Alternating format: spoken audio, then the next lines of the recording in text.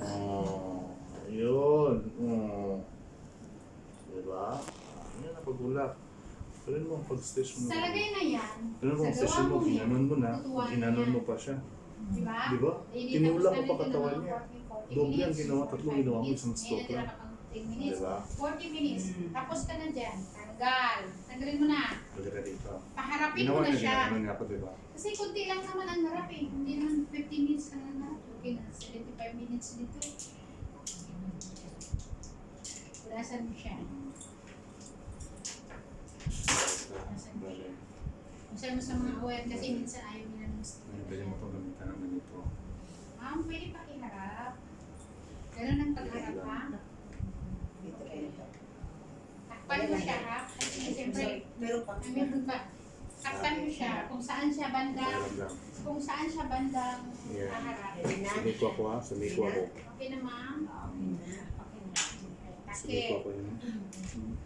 Ito ko lang pinalata. Ang sa harap, hindi matagal, mas matagal Ang talaga. pakiramdam. Kung baga sa Tingnan mo, 100%, ginanong ko siya. Ito naman pinapasok ko. parang nasa likod. Oh. Sa paa. Anong pakiramdam din? 50-50 yan sila. Dito ka na. Habang nagpapahinga siya, Nakaharap Ano ginawa? sa paa ko. pata ka lang lagi isa. Step siya. Except lang kung hindi siya gusto So, na tinitira ko ito, yun. hindi siya pwede sa wedding, Malay ayaw mo niya. sila. Umuwi na sila lahat? Haircut, traditional wooden. Ano mo yung ulo niya. Ang nag-uumpisa ka sa Kasi siya. dapat ano yung ulo niya, relax lang. Pero pwede rin kung saan ang gusto mo Yes, yun. yun. Ganun sige. Ganun mo lang siya. Relax mo siya. Relax. Baba mo, yan. Alam mo yung mabigat siya pero sumabay ka lang sa gravity ba? Hindi? Oh. Buka. Mabigat siya pero sumabay ka lang. Eh, magaan man Oh. ako. Buka. Magaan ka. Sakyan mo to, tinatin kung magaan ka pa rin. Gamitin mo nga yung force ng body mo. Yan, yung bigat ng body mo. Tinaman ito pa ako, nakatunta ko. Hmm. Pag gumana ng pasyente mo, naging hawaan yun.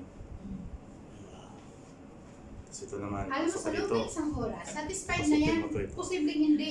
Pumasok na to. Sa loob ng isang oras, hindi na yan magreklamo. Kasi nasatisfied na siya sa likod, mas satisfied na siya sa harap, hindi na yan pupunta ng magre-complain. Di ba? Pag satisfied na siya eh. Satisfied na yung likod niya. Nagawan mo na ng Swedish. Nagawan mo na ng kung pwede mong applyan siya ng kunting tie, pindot-pindot. May bato pa siya. So, tanggal na lahat ng bato. Sa 15 minutes sa harap.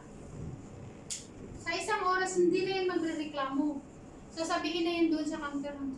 Kailan ako babalik, may schedule ako. Sasabihan mo rin sila, advice na ma'am, once a week.